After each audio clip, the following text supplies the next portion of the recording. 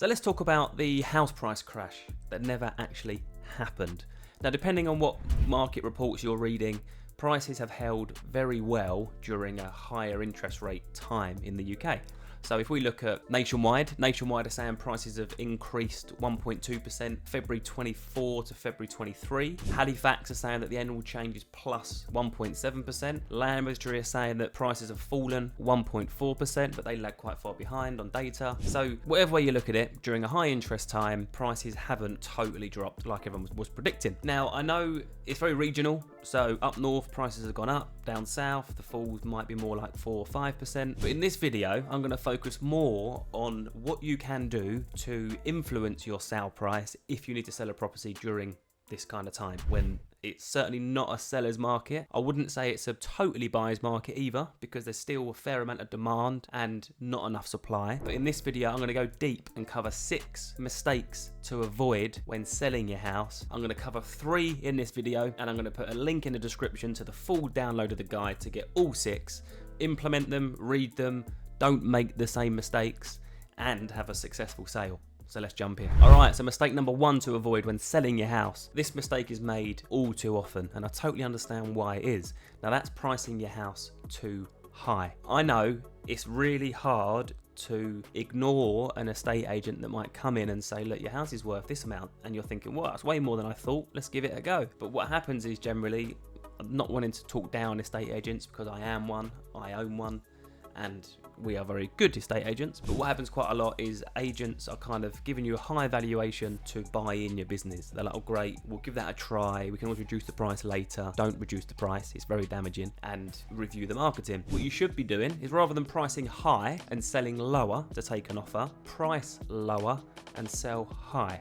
So price is there to entice, no other reason. The price is your carrot, your magnet to have people come and want to view your house. They'll decide how much to pay for your house based on what else is available for a certain amount of money and their budget, of course. Now, obviously, don't price your house really low and hope someone will go £100,000 more. But if you think your house is worth 500,000, rather than marketing at 525, market maybe offers in excess of 480. And if you get a strong buyer at 480, 490, you might want to accept it, or you might get 500.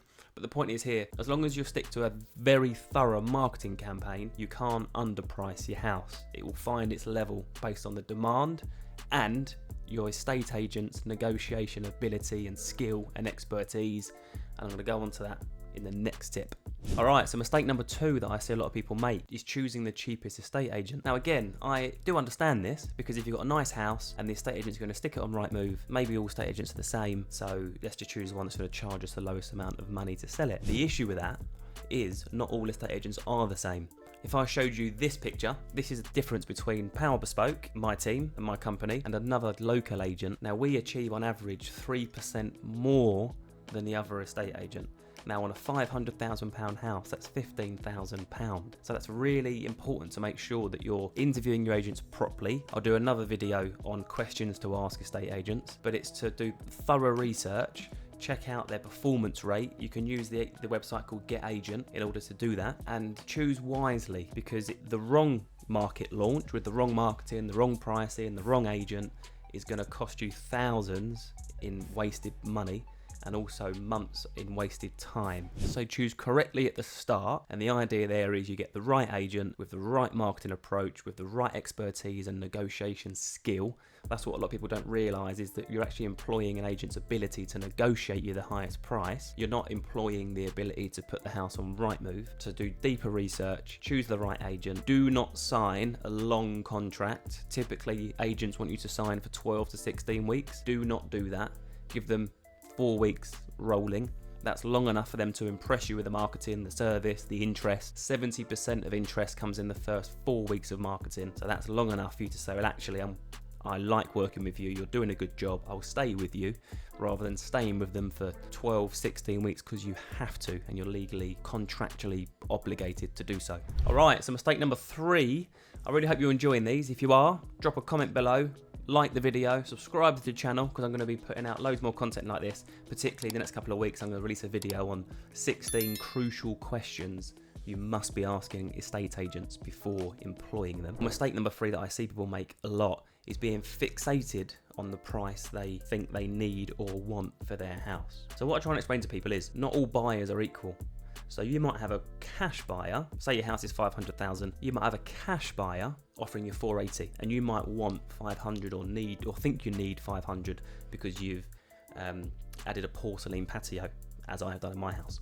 So you think, no, I've spent all this money, I bought it, I added money, I'm not taking 480 regardless because I need 500. Now the thing that people forget about is that when moving house, it's all about the ultimate goal and the end outcome. So that 480 cash buyer, let's say you've seen a house you like for 600, because they're in such a strong position, you might be able to get that house at 600 for 580.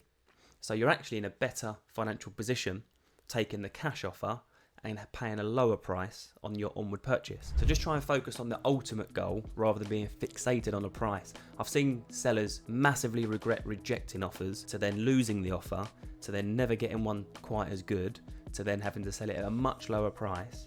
So just focus on the buyer's individual merits. Buyers can be, chain free, cash buyer, chained, under offer, not on market. There's lots of different positions that a buyer could be in. Focus on the ultimate goal rather than fixating on a figure that you think you need or want. Alright, so there's just 3 from my 6 mistakes to avoid when selling your house. There's a link in the description to the full 6 download.